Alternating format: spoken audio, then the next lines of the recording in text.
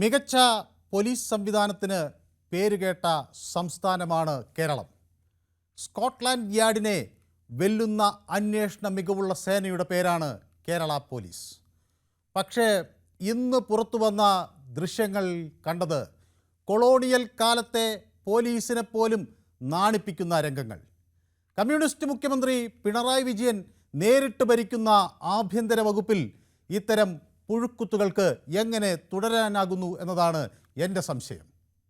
അടിയന്തരാവസ്ഥയുടെ ഭാഗമായി ലോക്കപ്പ് മർദ്ദനം ഏറ്റുവാങ്ങിയ നേതാവിൻ്റെ പേരുകൂടിയാണ് പിണറായി വിജയൻ.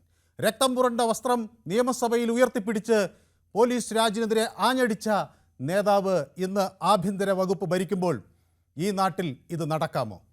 അതോ നിലപാട് മാറ്റി പിണറായി ഇന്ന് പോലീസ് ക്രൂരതയ്ക്ക് മൗനാനുവാദം നൽകുന്നുണ്ടോ? അതോ പിണറായി വിജയനെ നിയന്ത്രിക്കാൻ കഴിയാത്തൊരു സംവിധാനമായി മാറിയോ കേരള പോലീസ്?